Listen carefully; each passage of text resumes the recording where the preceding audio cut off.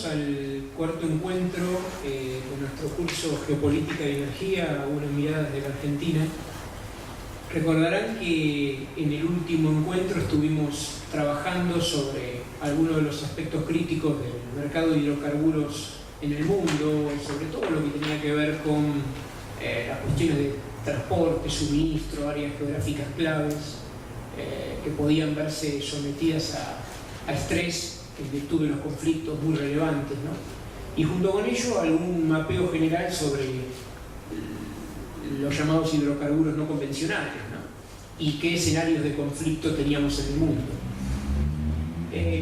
La idea de hoy es bajar un poquito a nuestra región latinoamericana y ver algunos de los casos que nos parecen más adecuados trabajar y que en realidad mezclan un conjunto de aspectos que tienen que ver, desde mi óptica, por un lado, con el diseño político-institucional de la política energética, por otro lado, con otros aspectos siempre relevantes en esto que tienen que ver con la distribución de la renta, ¿no? Es decir, lo que genera el negocio del subsector hidrocarburífero en un momento determinado, que cuando hay condiciones muy excepcionales en el mercado, terminamos teniendo que pujar por distribuir algo que caracterizamos desde la economía como renta extraordinaria, digamos, ¿no? Que es aquel momento en cuando estamos ante una situación en donde el diferencial entre los costos de operación y lo que podemos obtener por la paga de ese commodity o de esa materia prima es tan importante, es tan amplia la brecha, que en determinados periodos entonces terminamos generando ese recurso extraordinario que se apropia como renta o por el sector público o el sector privado, depende cómo sea el juego normativo que hay en ese sentido, ¿no? Y ahí entonces tenemos este otro elemento, ¿no? La cuestión normativa vinculada al régimen económico de los hidrocarburos, que varía país por país, no solo en los principales casos en el mundo, ¿no? Sino en realidad dentro de nuestra misma región.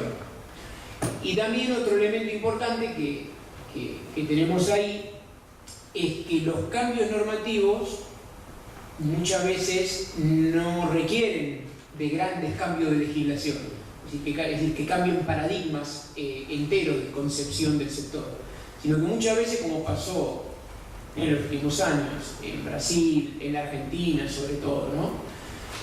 Se realizan cambios que son como ad hoc, digamos, ¿no? Que están al nivel de cambiar algunos parámetros de legislaciones previamente existentes para adaptar el sistema hidrocarburífero a las supuestas nuevas condiciones de la coyuntura, digamos, ¿no?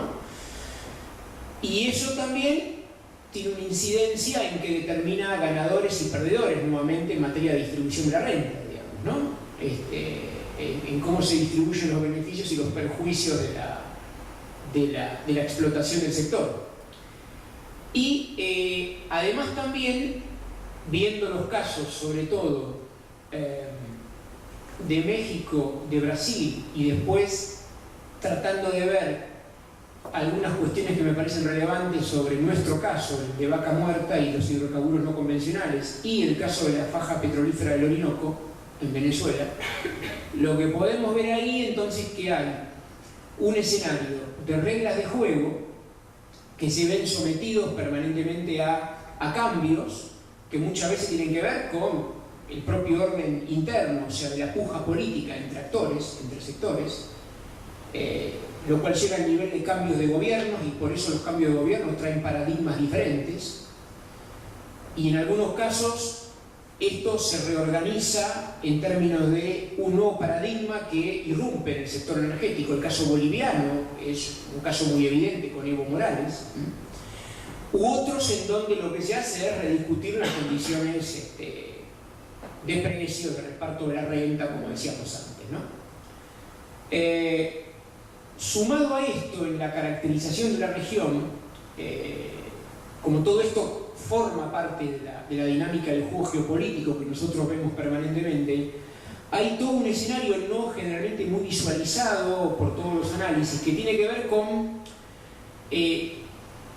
cómo todos nuestros escenarios latinoamericanos de explotación creciente de recursos de difícil acceso, ¿no?, tanto en aguas profundas como los recursos no convencionales en territorio, están siendo sometidos a presiones muy relevantes en función de los reclamos de carácter socioambiental, que más o menos organizados generan muchísimas dificultades en términos de el sostenimiento de los criterios de la planificación productiva de las grandes empresas asociadas a estas inversiones, y generan no pocos problemas en términos de intentos de canalizar efectivamente las demandas de esos sectores, como bien pasa en nuestro caso, Argentina, Vaca Muerta, YPF, que es un gran caso de estudio, lo es ahora y lo será a futuro, en donde operadores de un lado y el otro tienen que tratar de hacer reajustes permanentes cuando hay un problema, por ejemplo, relevante en alguna producción, en algún yacimiento con varios pozos parados en distintas etapas del proceso productivo, o empezando la tarea de perforación, o ya casi terminándola para poner en punto a esos pozos para entrar en producción. En los últimos años, en nuestro país, lo que hemos visto es el avance incipiente, ¿no?, del YPF, sobre todo en estos últimos 5 años en Vaca Muerta, generando todo el proceso de llamada curva de aprendizaje sobre una parte de la cuenca, en el caso de Vaca Muerta, digo, ¿no? Genera también, digamos, una explicitación, por ejemplo, de el fenómeno conflictivo con distintos sectores sociales, comunidades originarias, sectores sindicalizados, que están en confrontación, en principio, por ejemplo, con los sectores organizados del mundo del trabajo del sector petrolero, por ejemplo. Es decir, todas estas cuestiones surgen en el escenario, y lo que uno ve por la práctica del conflicto, en este caso en Vaca Muerta, Colombia también entrega otras ideas muy interesantes para analizar, digamos, ¿no? Es que no hay prefijado marcos sobre los cuales trabajar muy claramente en términos de cómo repartir daños y perjuicios, cómo generar un escenario, digamos, más o menos predecible para los proyectos productivos, porque las mismas comunidades originarias muchas veces se muestran con actores que se diferencian en sus estrategias entre sí, digamos, ¿no? También hay discusiones a nivel sindical internamente respecto a las distintas estrategias en campo que tienen que ver con los nuevos modos de trabajo, ¿no?, más flexibilizados, por ejemplo. Entonces todo esto genera un escenario en donde es como que producimos mientras además aumenta el conflicto, digamos, ¿no? Con lo cual entonces esto visualizado de distintos actores, externos, internos, no reproduce una película más o menos uniforme o predecible, digamos, ¿no? Es decir, el escenario se torna un poco más complejo en términos de poder predecirlo, y cuando digo esto quiero decir, bueno, es decir, vamos hacia niveles crecientes de producción a pesar de, digamos, los factores que están en juego, los actores que colisionan entre sí, digamos, ¿no? No muchas veces es posible predecirlo. Sí sabemos que la industria hidrocarburífera tiene en su haber, en su historia, en las últimas décadas, en realidad desde que surgió, que es capaz de generar renta, dividendos, recursos, beneficios, utilidades, en los peores escenarios posibles, digamos, aún de guerra abierta, como ha sido el caso de Medio Oriente, los Balcanes, en el Cáucaso, digamos, la región del Mar Caspio, en nuestra América Latina también, digamos, ¿no? Históricamente ha sido siempre así. Entonces, bueno, este es un poco el entramado de aspectos que querríamos tratar de reproducir en los casos que queríamos trabajar. Y de todos ellos, el caso mexicano nos parece muy interesante, en principio porque instala desde el año 2013 en adelante una discusión que rompe un poco las reglas de juego que habían estado vigentes hasta ese momento en el sistema energético mexicano, que tiene que ver con que las llamadas reformas de liberalización del sector de la energía en el subsector hidrocarburífero lo que genera es un escenario en donde el monopolio que históricamente había tenido Petróleos Mexicanos desde el año 1938, que fue cuando el ex general Lázaro Cárdenas nacionaliza el sector, empieza a ser modificado a partir de una legislación que abre el negocio de las nuevas áreas productivas, sobre todo las vinculadas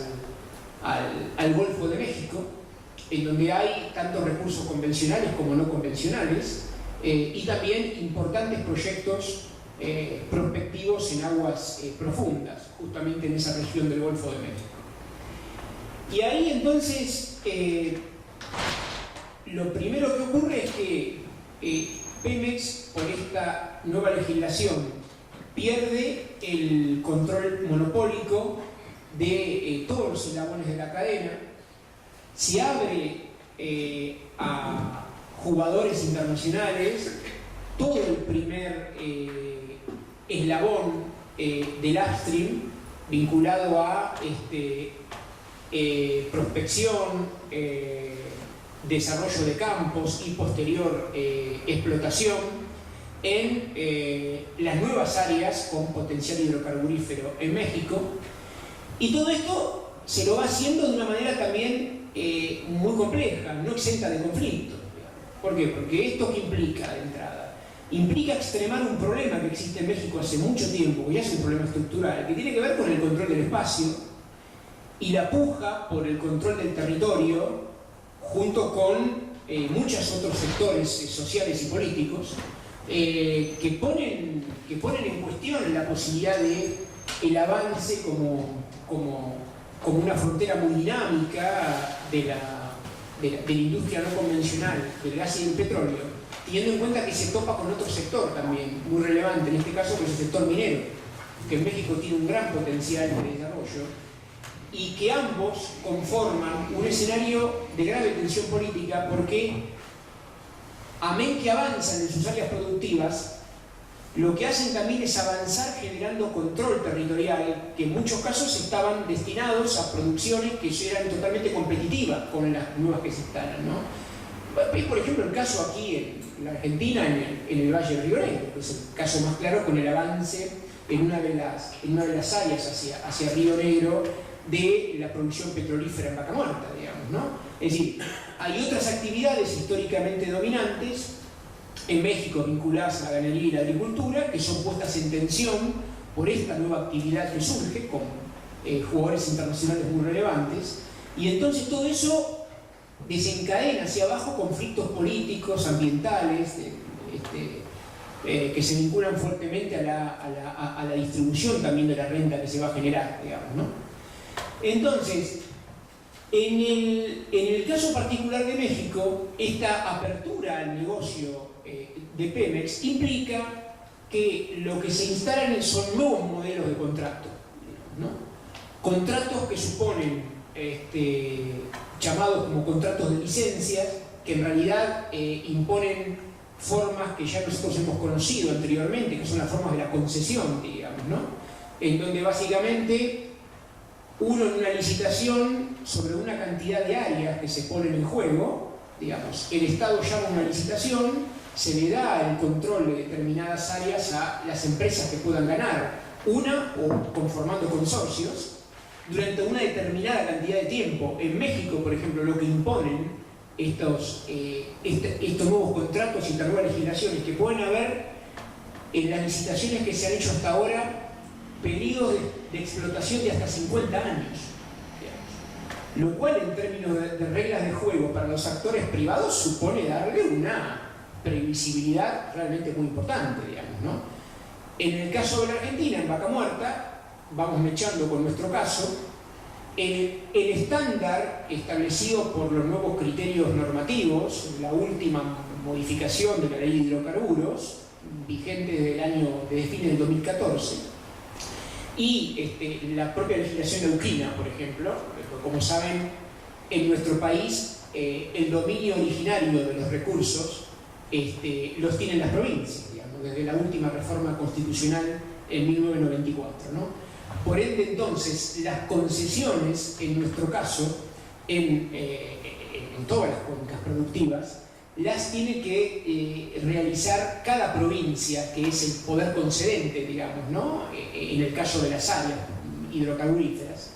Y el Estado Nacional tiene en realidad un rol mucho más difuminado hoy en términos de ser el director general, digamos, ¿no? En materia de planificación de la política energética nacional, y algo que está vinculado a lo que llamamos en términos de nuestra legislación los presupuestos mínimos ambientales, digamos, ¿no? Que en buena medida de los casos, digamos, ¿no? Por los conflictos que tenemos en danza, difícilmente son cumplidos, digamos, ¿no? Es decir, el rol que le cabe al Estado Nacional en materia de ser el último garante en materia de protección medioambiental en el caso de las explotaciones extractivas no se termina cumplimentando seriamente en nuestro caso, digamos, ¿no?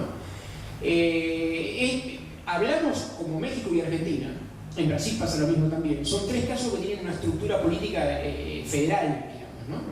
Es decir, una forma de gobierno en donde las actividades vinculadas a la extracción en escala de recursos hidrocarburíferos, mineros, y las tareas medioambientales generalmente reproducen escenarios a nivel de los mandatos constitucionales, ¿no? Escenarios de distribución del poder jurisdiccional, diríamos, ¿no? Es decir, quiero decir, en donde los estados preservan algún tipo de competencias, más o menos débilmente asignadas, en el caso de la Argentina mucho más débiles que en México o en Brasil, pero en donde también los estados, las provincias en nuestro caso, los estados, Brasil y México, tienen tareas muy importantes en materia de el régimen económico de los hidrocarburos, en este caso, ¿no? Y en materia de control ambiental también.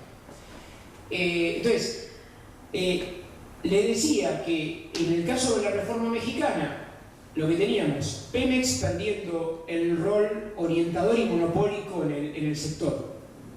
Nuevos tipos de contratos que reproducen de alguna manera lo que históricamente habíamos conocido en otros momentos en la región como los llamados contratos de concesión. También la posibilidad de que Pemex pueda asociarse a otras grandes empresas del sector en las distintas rondas de licitaciones que se han ido dando en los últimos años, que en realidad no fueron tantas como hubieran querido los gobiernos mexicanos, básicamente el gobierno de Peña Nieto actualmente, ¿no? Que está terminando su periodo, por otro lado. Y aún así, a pesar de terminar su periodo, están en un trance muy importante porque están en el medio de licitaciones muy relevantes, digamos, ¿no? Donde hay jugadores internacionales interesados en esto que van desde Exxon, Shell, British Petroleum, pasando por Repsol, la española, siguiendo por Statoil, la empresa noruega, empresas chinas, rusas también, indias. Es decir, cuando habíamos visto la caracterización del juego del reparto del poder entre las empresas hidrocarburíferas, que hablábamos de las nuevas empresas nacionales que surgían, más las viejas 7 hermanas, ¿no? Que hoy son 4, diríamos, ¿no? Ahí las nombramos, nos faltaba Chevron también, que entra fuertemente en este juego. Bueno, lo que hay hoy, y cuando uno mira, entonces ahí en México, todas estas empresas están jugando. En algunos casos ya hay licitaciones que se han realizado con perspectivas, como decía antes, de poder trabajar sobre áreas de recursos que se esperan permitan que México pueda revertir el actual escenario que tiene hoy, que es de estancamiento y de declinación de su industria hidrocarburífera. Una de las razones por las cuales este gobierno de Peña Nieto avanza muy fuertemente en todo el área del Golfo de México es que, bueno, México viene atravesando en los últimos años un deterioro muy serio de su aparato productivo energético, y además también en materia extractiva, tanto la industria del gas como la industria petrolera vienen sufriendo un deterioro muy serio, y entonces los nuevos recursos no convencionales en el área del Golfo, más la fuerte presencia inversora norteamericana, desde esta estrategia de la que hablábamos la semana pasada, ¿no? Esta idea de seguridad energética norteamericana, que abarca a Canadá también, digamos, ¿no? Es decir, Canadá y Estados Unidos establecidos como dos grandes socios de México.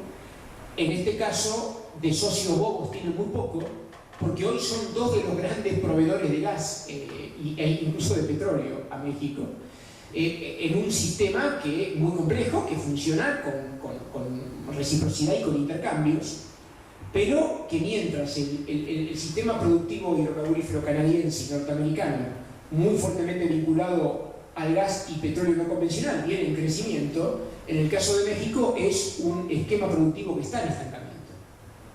Entonces, esta es la lógica desde la cual los sectores en el poder piensan la posibilidad de relanzar a México desde el sector hidrocarburífero, pensando en estos nuevos recursos, ¿no? Además, también hay todo un conjunto de discusiones a partir del cambio de estatus de Pemex, de las nuevas normativas y el nuevo reparto que se va a dar en materia económica en el sector, que tiene que ver con que, bueno, desde el punto de vista fiscal, Pemex era tal vez la empresa en la región que más capturaba históricamente de la renta que se generaba por los hidrocarburos. Pues Pemex tenía un rol de redistribuidor, de alguna manera, de esa renta que se generaba, de modo que ocurría con nuestra YPF históricamente, ¿no? En los periodos en que fue controlada más desde el punto de vista de una idea de política energética nacional autocentrada, digo, ¿no? Pensada como, bueno, el gran vector Pemex del desarrollo industrial nacional, digamos, ¿no? Como fue pensado por Cárdenas en adelante, digamos. Entonces, a tal punto que, digamos, tasa de fiscalidad entre el 60, 65, 70, hasta casi el 80% de lo que Pemex obtenía como utilidades hidrocarburíferas, que eran volcadas a el sistema productivo mexicano a través del sistema fiscal, digamos, ¿no? Entonces, bueno, todo ese esquema ahora a futuro puede empezar a crujir seriamente, porque una de las ideas basales sobre las cuales se sustenta esta apertura del mercado mexicano a la competencia extranjera es que, bueno, si son áreas que tienen potencial de recursos muy relevantes, lo que debemos lograr son un tipo de contratos que impliquen que al actor extranjero que se viene a asociar con Pemex, o aún al que viene a pujar por áreas conformando consorcios internacionales, digamos, ¿no?, le resulte más atractivo entrar en este juego, digamos. Sobre todo, ¿por qué? Porque, como veíamos la semana pasada, hay un avance paulatino que nos permite ir pasando de una apreciación prospectiva en términos de recursos sobre lo que tenemos y que puede ser comercialmente explotable, a justamente reservas probadas que son las que van a ser comercialmente explotables. Entonces, en el mismo momento que estamos encarando esta apertura del negocio a gran escala e invitando a todos los grandes jugadores internacionales, en el mismo momento se tiene que encarar una tarea fundamental para que todo el proceso pueda tener diríamos, relevancia en el tiempo, en términos productivos, que es que, bueno, esa cantidad de recursos tienen que finalmente empezar a ser cuantificados y ser puestos en producción, con los vaivenes del sistema internacional en términos de la caracterización geopolítica y cómo interviene en las fluctuaciones de precios, lo que pasa en el caso del mercado mexicano respecto a un tipo de petróleo que históricamente ha sido muy relevante en términos de petróleo de calidad para ser exportado, pero producto de la declinación del mercado hidrocarburífero mexicano, la capacidad exportadora de México viene declinando fuertemente también. Por eso decíamos que necesitaba del suministro hoy canadiense y norteamericano, digamos, ¿no?, para que su sistema secundario de generación de energía funcione de una manera más o menos relevante, porque es decir, todo lo que son los eslabones llamados downstream, digamos, ¿no?, refinación, transporte, comercialización, distribución final, en México en los últimos años han estado muy dañados en términos de insuficiente capacidad de inversión por parte de Pemex, digamos, ¿no? También escenarios de corrupción que en este caso son endémicos e históricos, en cuanto a que son denunciados en México, que tienen que ver con Pemex, digamos, que involucran a los propios sindicatos, a las distintas facciones políticas que han estado bajo el control de la empresa, digamos, ¿no? El PRI, el PAN, digamos. Bueno, esto ha estado en el escenario y sigue estando permanentemente en debate, ¿no?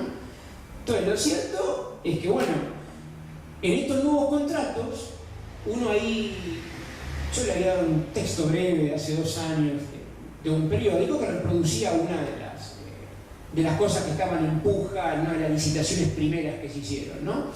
Donde aparecían estos grandes jugadores, pero que decían, bueno, mirá, vamos a hacerlo sostenible esto en el tiempo, digamos, ¿no? Generando un modelo de contrato justamente que le ponga un límite a la cantidad de recursos o de utilidades, mejor dicho, que espera el Estado captar a través de su empresa insignia, digamos, Pemex, digamos. Entonces, los nuevos tipos de contratos tienen estos componentes, por ejemplo, ¿no? Es decir, un pago de regalías adecuado a el interés inversor, lo cual supone siempre pago bajo de regalías, junto con, digamos, un tope a otro tipo de impuestos o beneficios que pueda captar el fisco a través de esos contratos, de manera tal de que ante la presencia de campos con muchísimos recursos y que se espera que puedan ser campos muy productivos, la manera de generar permanentemente, incentivar el interés de los grandes actores privados es que tengan una expectativa de que se van a llevar más utilidades de la que originalmente hubieran esperado, digamos, ¿no? Esto es importante porque hay otro tipo de esquemas que se han puesto en marcha, por ejemplo, en Venezuela, en los últimos años, que tienen que ver con asociaciones estratégicas digamos, entre PDVSA y otros actores privados, en donde de pronto hay distintos niveles de reparto de las utilidades esperadas. O sea, o no solo por las utilidades de los proyectos puestos en marcha, pueden reproducir criterios de 50-50, 40-60, por ejemplo, ¿no? En cuanto a cómo se llevan el producido de esos campos. Y si no es por utilidades en lo que es físico, o sea, ¿no? Los llamados acuerdos o proyectos de producción compartida, digamos, ¿no? En donde lo que se trata es, justamente, aquellos campos en los que se espera mayor capacidad productiva. Una de las modificaciones que se están encarando hoy en la región, como pasa en México, es que un diferencial de esa utilidad, de esa renta, pueda ser apropiado crecientemente por el sector privado, digamos, ¿no? Criterio, por ejemplo, que no es el que existe en Bolivia. En Bolivia, los campos de gas más productivos, con la modificación de hace 12 años, después del decreto de nacionalización de hidrocarburos, por ejemplo, hay casos en donde sobre el producido de los campos de gas, el Estado termina llevándose el 80% y el 20% restante queda para el operador privado, por ejemplo. ¿Sí? Se reproducen esquemas de asociación mixtos, pero es donde uno de los problemas que nosotros decíamos, ¿no? ¿Cómo es el reparto de la renta? Que es uno de los grandes conflictos que genera la industria hidrocarburífera históricamente, a partir de otro criterio de intervención en el mercado, que en el caso boliviano genera un escenario más virtuoso para el sector público. Claro, que eso después tiene que corresponderse con un criterio de distribución de los recursos, digamos, ¿no? Y de planificación más sostenible de la política energética que permita tener en perspectiva el escenario de la diversificación siempre, digamos, ¿no? Porque digo, Bolivia solucionó parcialmente este problema, pero por ejemplo tiene otro problema no menor, que es que depende mucho de la extracción gasífera y tiene dos grandes socios como Argentina y Brasil, y hoy Bolivia está en el medio de un proceso de certificación de reservas que nunca se termina de corroborar certeramente, digamos, ¿no? Y ante un escenario en donde necesita prospectivamente tener más producción gasífera para cumplir con los contratos, sobre todo argentino y brasileño, como decíamos, y además con su propia perspectiva de crecimiento, pero en donde lo que hay también es un escenario de pujas internacionales, digamos, ¿no? Vaivenes en este caso del precio del petróleo, que hoy está muy determinado en esta particular coyuntura por los fenómenos de carácter geopolítico, nuevamente enfrentamientos en la región del Medio Oriente, de muy difícil previsibilidad, digamos, ¿no? Actuando Estados Unidos, actuando Rusia en ese escenario, el escenario libio, el escenario iraquí, el sirio, digamos, todos muy, digamos, inestables, y ni que hablar el iraní. Entonces, cuando decimos todo esto, porque un poco la forma en que, diríamos, los que están del otro lado tratando de decidir en materia de tratar de dotar de mayor sustentabilidad a su sector hidrocarburífero, tienen que tener en cuenta todas las variables que están en juego, digamos, ¿no? Y lo cierto que en el caso boliviano, el mercado del gas, digamos, lo que es tan determinante, tiene en este momento, coyunturalmente, en nuestra región, es decir, en realidad, no ya en nuestra región latinoamericana, sino en el hemisferio, tomando Canadá y Estados Unidos y toda nuestra región, estamos ante un momento pletórico, digamos, de recursos gasíferos, porque hay mucho gas no convencional norteamericano y canadiense, digamos, ¿no?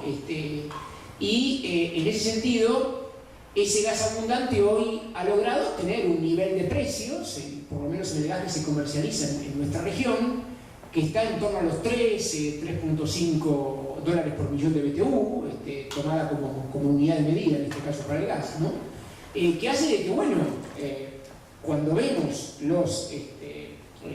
cómo son los prospectos que se están dando aquí, en el caso del gas no convencional en Vaca Muerta, con un escenario, diríamos, de incentivo a la producción creciente de gas que duplica esos escenarios de precio, vemos cómo los distintos países están pensando estrategias muy diferentes, digamos, ¿no?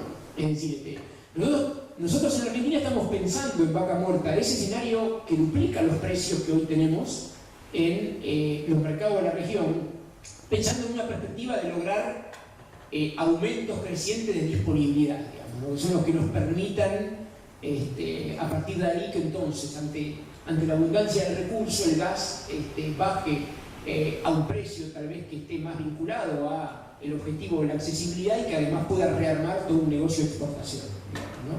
Es un poco la lógica bajo la cual creo que se está pensando hoy la problemática del gas en el caso de Argentina. Y volviendo al caso mexicano, para cerrar en un punto más, decíamos que en el balance de todos los eslabones de su sector hidrocarburífero, ese balance hoy es deficitario. Pemex mismo tiene graves dificultades para encarar un proceso de formación de capital tan relevante como el que necesita este tipo de explotaciones que se van a poner en marcha. Pemex tiene la posibilidad de controlar tecnología de una red de, diríamos, actores vinculados a la provisión e insumos hidrocarburíferos, que ha sido históricamente muy relevante, pero que también se ha ido deteriorando en todo este tiempo, merced justamente a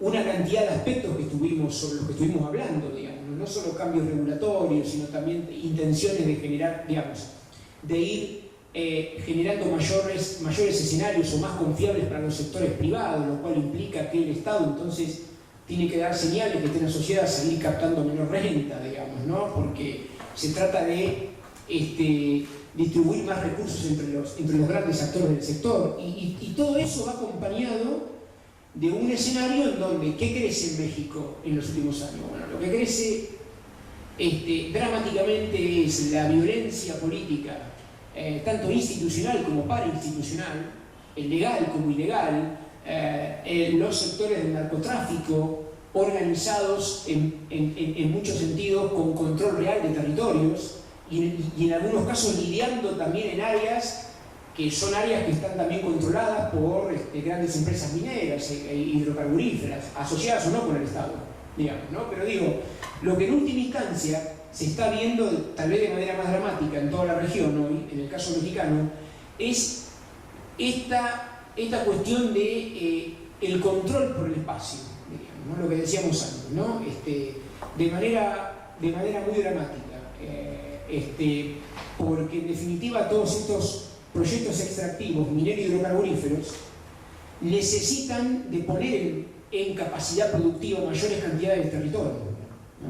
Entonces, ese combo en un escenario como este, en donde hay estados debilitados en su capacidad de regulación, cuando le comentaba yo el fenómeno del narcotráfico, lleva a que, de alguna manera, las capacidades de extracción y de regulación, que son dos capacidades claves de un Estado, por lo menos de un Estado moderno, digamos, desde hace 400 años, se ven deterioradas permanentemente.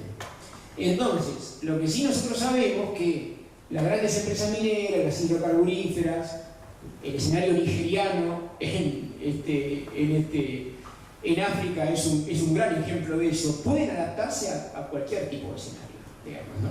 Si lo que hay es una perspectiva de que puede haber mucho recurso a ser convertido en comercialmente explotable, allí siempre van a estar, digamos, ¿no? Entonces, la realidad hoy de este país es que está ante, como calificaríamos generalmente la idea con un sentido altamente utópico, ¿no? Un nuevo escenario productivo que le llamamos el dorado, digamos, ¿no? O sea, vamos hacia, digamos, la explotación masiva del Golfo de México, asociados a un rediseño del NAFTA, a la integración norteamericana que hoy mismo se está rediscutiendo con Trump en los Estados Unidos, digamos, ¿no? Y que viene muy mal esa discusión. Viene muy mal en términos de que en México estamos a punto de tener elecciones en julio y estamos a 7 meses de un cambio de gobierno, que probablemente pueda ser un gobierno de otro signo político.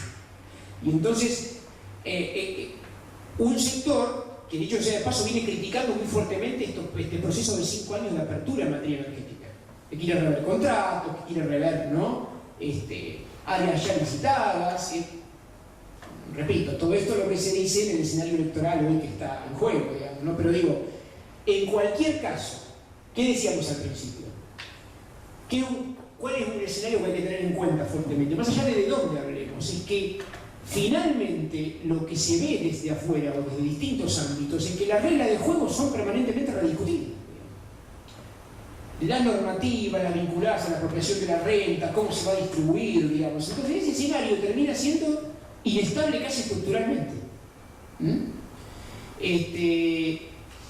Y si pasamos al caso brasileño, en líneas generales no vemos algo muy diferente, por lo menos por la dinámica del conflicto político de los últimos años.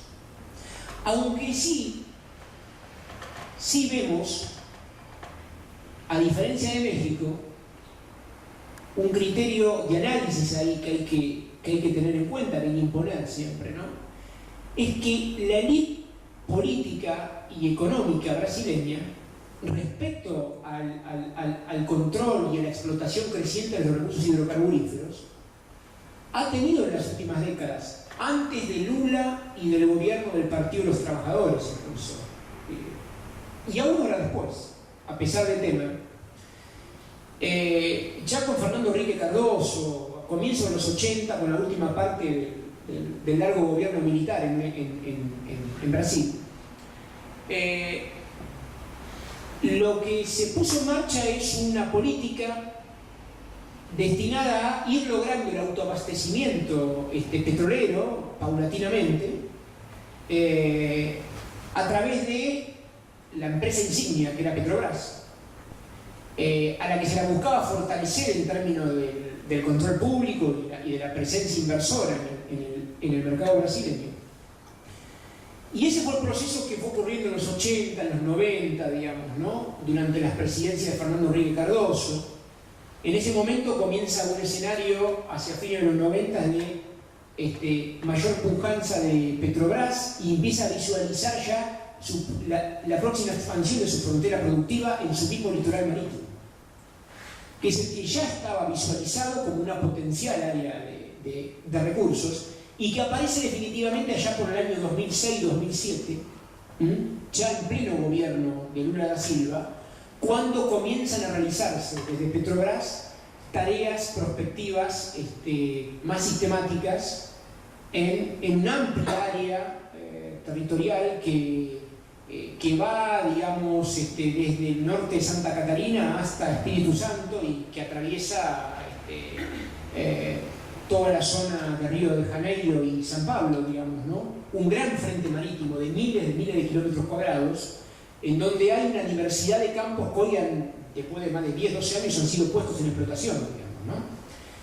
Y ahí lo que pasó de interesante en el caso brasileño, y que por eso me decía, atendamos cómo la élite más o menos se ha manifestado respecto a esta problemática, ¿no? Que en Brasil siempre ha sido muy difícil que pasáramos a un escenario, o por un lado, 100% estatista, diríamos, ¿no? Respecto al control del negocio, o 100% privatista respecto a ese mismo escenario, ¿no? ¿Qué quiero decir con esto? En los últimos 40 años, Petrobras ha sido la empresa señera en el sector, el gran actor planificador de la expansión de la industria hidrocarburífera brasileña.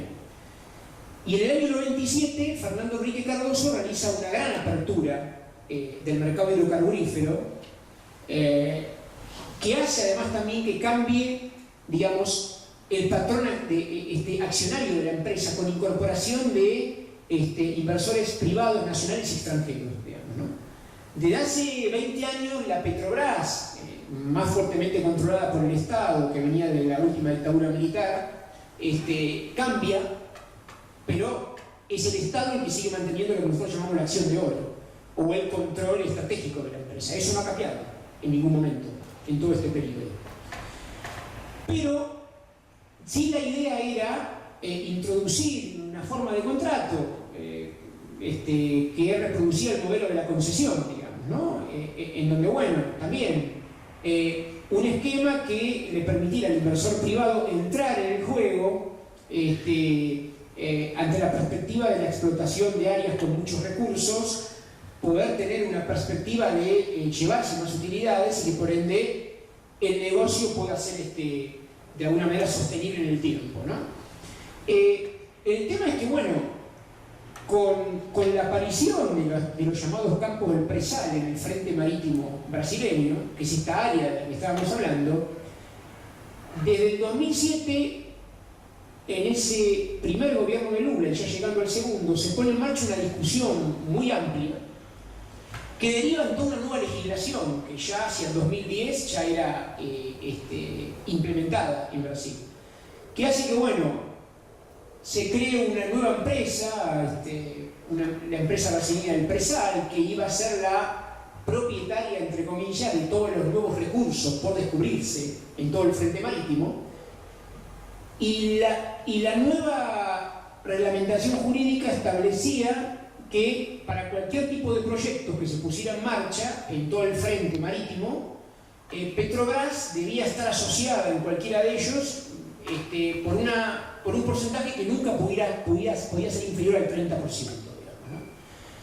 Entonces, bueno, esto lo estoy diciendo porque en líneas generales los aspectos que se habían introducido y que cambiaban un poco la lógica más aperturista heredada de Fernando Cardoso, digamos, y fue acompañado de una capitalización mayor de la empresa, de Petrobras en esos años, que se frenó, o yo diría que casi estalló por el aire cuando justamente en el 2010-2011 lo que estalla por el aire son los múltiples escenarios de denuncias por actividades de corrupción que tenían centralmente a Petrobras como la protagonista, ¿no? De dador de esquema de sobornos a una cantidad determinada de funcionarios legislativos y del área energética para poder ganar contratos de todo tipo y color, digamos, ¿no?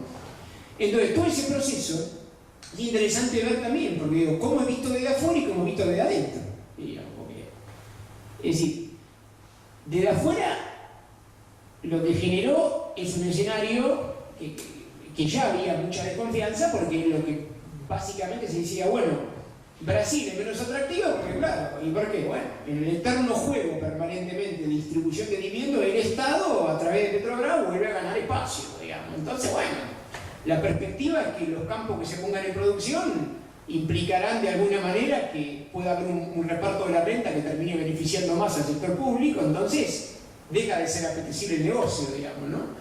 Pero bueno, con la caída de Dilma Rousseff se produce un gran punto de quiebre en el 2016, porque una de las primeras modificaciones que hay sobre esa legislación previamente heredada es que, bueno, se flexibiliza el límite en el cual Petrobras podía participar de esquemas de asociación con empresas extranjeras, se lo baja al 10%. Se abren escenarios de licitaciones como el que ocurrió en octubre del año pasado, en 2017, y otros que van a venir ahora, próximamente, en todas las áreas justamente del frente marítimo, en donde, bueno, lo que hay ya es un criterio en donde Petrobras, si bien conserva una preferencia por 30 días más o menos, en donde puedo decir, bueno, yo quiero conservar mi preferencia para licitar en esta área, por mi perspectiva, de pronto, ¿no? Si no lo hago, digamos, ¿no? El juego queda libre a asociaciones estratégicas entre privados, por ejemplo, o asociarme con un privado a un nivel menos atractivo, digamos, ¿no? Entonces todo eso determina que hoy la perspectiva para los sectores privados transnacionales, sobre todo, sea un poco más interesante, digamos, a pesar de que lo que hay de vuelta, por lo menos. ¿Qué vemos acá? Un escenario de regla de juego que en el término de 20 años cambió 3 veces, más o menos, ¿no? Entonces, eso también es importante siempre decirlo, porque es una perspectiva con la cual los grandes inversores internacionales juegan permanentemente, y que la hacen saber y que la hacen pensar siempre en sus estrategias de negociación, ¿no? Y por otro lado, en Brasil, la crisis política interna, después del tipo de golpe híbrido que se hizo contra Dilma Rousseff, digamos, ¿no? Implica la llegada de un gobierno que quien era su vicepresidente está desde hace 2 años atormentado por distintas causas, procesos judiciales, sale de uno, entra en otro. Quien llevó a proceso a Dilma era el expresidente de la Cámara de Diputados, que hoy está preso por sus propios procesos judiciales, digamos, ¿no? Entonces digo, y en el medio estaba Petrobras. Entonces resulta que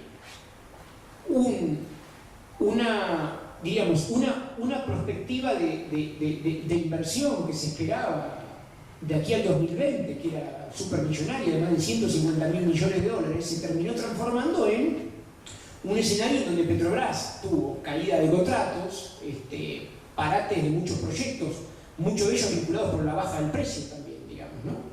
Y que ahora empiezan a ser reevaluados a partir de este escenario en los últimos meses de suba del precio internacional. Pero en una perspectiva en donde a la vez Petrobras en todos estos años, como lo dice su actual presidente, que es Pedro Parente, que es quien llegó al control de la empresa con Temer, digamos, ¿no? Es decir, Petrobras ha hecho algo en los últimos años que caracteriza un poco cómo avanza el sector del no convencional en el mundo y también en Estados Unidos, que lo veíamos la semana pasada.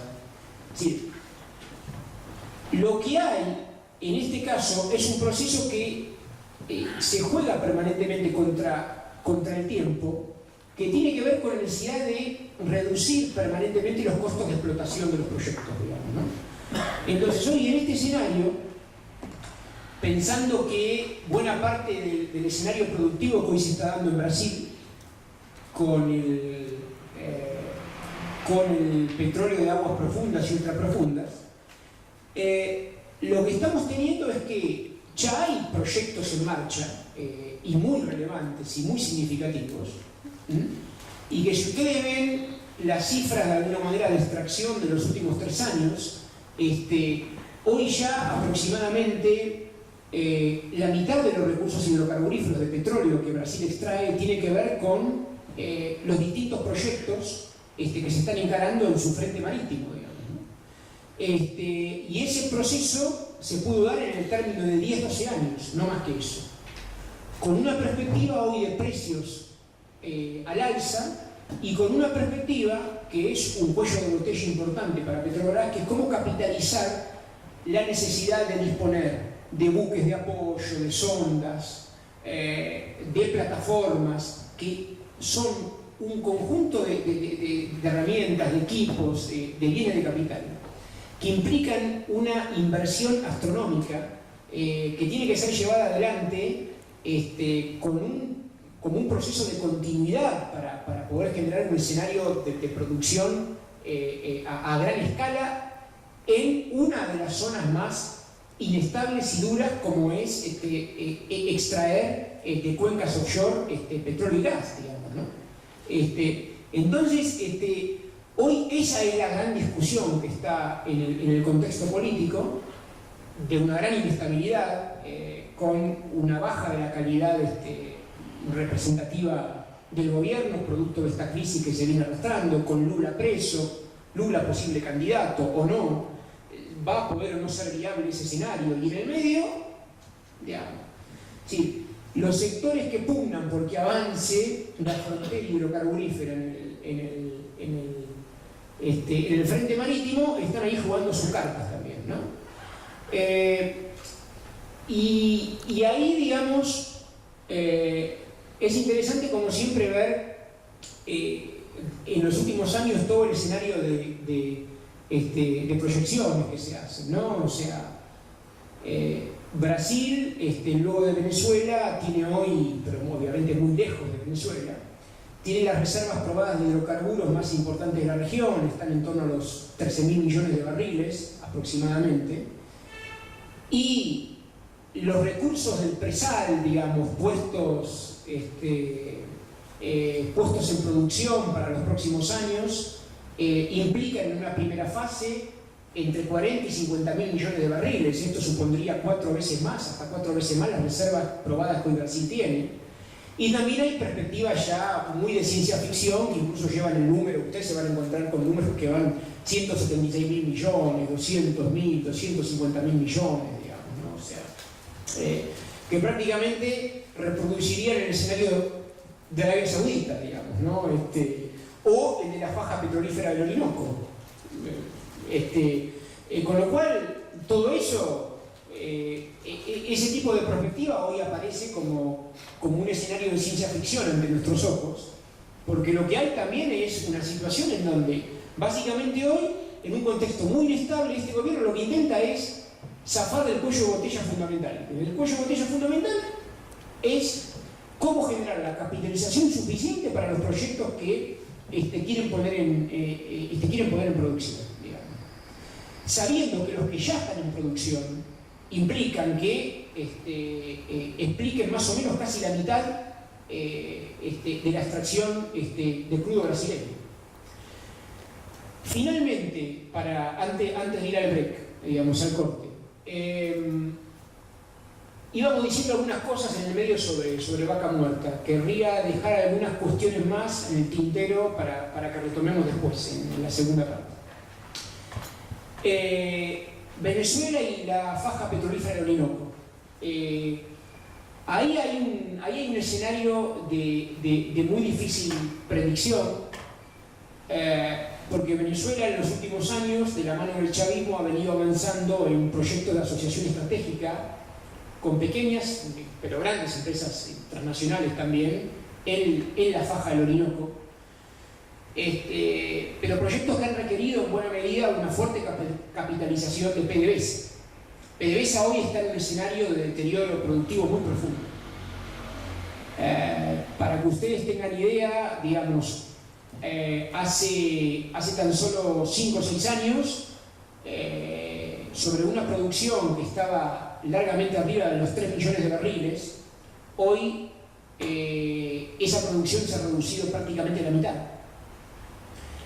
Y PDVSA tiene gravísimos problemas de reproducción de la inversión en los distintos eslabones del sector hidrocarburífero. No solo ya en poder capitalizar procesos de exploración y explotación en el eslabón upstream sino en el downstream también gravísimos problemas de refinación, de transporte, de comercialización de hidrocarburos, también en un contexto político y económico muy grave, digamos, ¿no? Sometido a, digamos, proceso más que hiperinflacionario, contrabando, depresión económica, digamos, ¿no? Una situación en donde el gobierno ha dejado de controlar crecientemente variables fundamentales de la macroeconomía, y en los últimos años lo que se ha extremado son escenarios alternativos que hablan de alianzas, diríamos, ¿no? Vistas como complementarias, vinculadas a China y Rusia, fundamentalmente, sobre todo a China, con país con el que hay fortísimos acuerdos de provisión energética, pero que también incorporan del otro lado un endeudamiento creciente por parte de Venezuela, digamos, ¿no? Producto de la situación económica en la que está. Entonces, este escenario es aún peor teniendo en cuenta que los casi 280.000 millones de barriles que serían, casi como Arabia Saudita, las reservas petrolíferas venezolanas, muchas de esas reservas requerirían de un fortísimo proceso de capitalización interno e internacional para poder ponerlas en producción. En este contexto económico de Venezuela, con esta depreciación de su propia industria hidrocarburífera, y teniendo en cuenta que además está sufriendo un escenario de sanciones de los Estados Unidos que es creciente, ¿no? El único punto que Estados Unidos no tocó todavía es un punto que es central para ellos mismos y para Venezuela, que es todo el entramado empresarial que tiene en el mercado estadounidense en Venezuela, ¿no? Se compone de una red de más de 11.000 estaciones de servicio, varias refinerías, que algo habíamos dicho la semana pasada, ¿no? Se fue conformando durante décadas porque muchas de estas refinerías norteamericanas estaban en condiciones de poder operar con el tipo de petróleo venezolano, que siempre ha sido un petróleo más pesado, digamos, ¿no? Entonces ese es un escenario productivo difícil de desarmar, más allá de las sanciones de Trump, para uno y otros actores, porque genera un lobby permanente aún de los republicanos y los demócratas, como cuando hace un año empezó a hacerse más duro el lobby en torno de Trump y con Trump mismo para aumentar las sanciones contra el régimen venezolano. Había tanto un lobby demócrata republicano que decía adentro, no, pero miren, nosotros, yo recuerdo el caso de la gente de Luisiana, digamos, nosotros tenemos una gran refinería aquí, digamos, que depende en buena medida del crudo venezolano, particularmente que es el crudo que nosotros procesamos acá, digamos, con lo cual, y de esto depende el trabajo de miles de operarios, ¿no? O sea, para que veamos los entramados ahí de los vínculos bilaterales en este caso, ¿no? Venezuela y Estados Unidos. Fíjense qué interesante, ¿no? Es decir, esto antecede al chavismo, es histórico, tiene que ver desde la conformación de la industria hidrocarburífera venezolana, digamos, está muy fuertemente ligada a Estados Unidos. Entonces hoy hay intereses materiales concretos que hacen muy difícil que desde el punto de vista ideológico aún se pueda desarmar ese camino, digamos, ¿no? Más allá de que es clara la orientación de Trump hacia Venezuela y es claro la orientación de Maduro hacia Estados Unidos, digamos, ¿no? Lo que sí nos parece ser muy claro, en líneas generales, cómo se puede salir de un atolladero semejante cuando en realidad lo que hoy hay es un escenario que ha derivado en última instancia en que como todos los medios de pago internacionalmente reconocidos están sometidos a una fuerte presión de los Estados Unidos y de países de Europa Occidental también, ¿no? Es decir, aquellos países que operen con la industria hidrocarburífera venezolana, pasa algo parecido como lo que ocurre con Irán, por ejemplo, ¿no? Estados Unidos arremete o amenaza permanentemente con hacer uso de legislación extrajurisdiccional, que es lo que un país que tiene geopolíticamente, en términos de acceso, control, de espacios, ¿no?, geoestratégicos, alcance imperial, se permite hacer, digamos, ¿no? Sí, cuidado con esto. Entonces, eso lleva a que se tengan que oponer estrategias que intenten controlar los daños que esto genera, porque Estados Unidos presiona como pasa en el mercado iraní, ¿no? Presiona a las grandes empresas internacionales. Hoy está pasando con los franceses, por ejemplo. La negociación que hay detrás, digamos, ¿no? De la cuestión iraní, por ejemplo, que está también presente en Venezuela, tiene que ver con que todos los actores, Total está en Venezuela, Total está en Irán, digamos, por ejemplo. Bueno, Total hoy lo que está sufriendo, a través de su gobierno, Macron hoy sufre la presión norteamericana de, diríamos, someter también a sus empresas a sanciones extrajurisdiccionales, digamos, porque están comerciando con un actor paria desde su óptica, digamos, ¿no? Entonces, bueno, esto también pasa en el mundo y pasa en el sector hidrocarburífero como el que más, diríamos, ¿no? Entonces, se hace gala de todo tipo de presiones que hoy el sistema internacional permite. En realidad tiene que ver con el avance de situaciones de hecho, de fuerza permanentemente, que están totalmente reñidas con el derecho internacional y con la posibilidad de que podamos hacer uso de escenarios que reproducirían la idea de que hay un régimen que nos compete a todos, digamos, ¿no? Algo que pueda ser predecible, las conductas, las acciones de los estados. Bueno, no. Eso hoy no parece que sea la lógica dominante. Entonces, resulta que tenemos, en líneas generales, ¿no? Tenemos Brasil y México, que bailan en la cubierta del Titanic, mientras desde los Estados Unidos vienen respuestas que hablan de mayor proteccionismo, guerra comercial que parece armarse con China. Un día parece que se arma, otro día parece que se desarma, pero en el medio hay un juego de presiones tremendas, en donde intervienen todo tipo de cuestiones, desde propiedad intelectual hasta comercio, digamos, desleal, digamos, dumping, todo, de todo en discusión hoy. Y entonces, en todo esto, la cuestión venezolana le agrega más caos todavía, porque no parece estar pudiendo responder mínimamente a la recuperación de una estrategia soberanista sobre sus recursos energéticos y mineros, digamos, ¿no? Dado que el panorama que hay de por medio implica que avanzar en ese juego necesariamente implica rearmar un esquema de alianzas que hoy básicamente se juega en dos pivots, ¿no? Que son extracontinentales, que son Rusia y China. Y Rusia más pensado en términos de la dimensión del poder político-militar, estratégica militar, digamos, ¿no? China pensado más desde la lógica económica, comercial, de inversiones. Pero todos están sometidos también a la nueva presencia de los Estados Unidos. Es decir, lo que está en juego hoy en la Argentina, por ejemplo, respecto al sector nuclear también, y qué pasará con él, también un poco atraviesa el gran juego geopolítico que hay entre China y Estados Unidos, que se juega acá también. O sea, se puede llegar a jugar en la continuidad o no de contratos que nosotros hemos firmado y cuáles pueden ser las consecuencias de desandar esos contratos, digamos. Son preguntas que a veces, digo, en el balance que hay que hacer desde la toma de decisiones, son preguntas que los decisores siempre debieran hacerse. Por eso digo, cuando, de una manera u otra, ¿no? Cuando los factores ideológicos, ¿no?, intervienen de manera muy relevante, muy desproporcionada sobre la distribución de recursos materiales, los juegos de poder que reproducen estrategias, digamos, ¿no? De relaciones que están muy determinadas por aspectos materiales, generalmente habría que poder pensar cuáles son las fuentes fundamentales de recursos disponibles, alternativos que voy a tener como para afrontar lo que se puede venir, digamos, ¿no?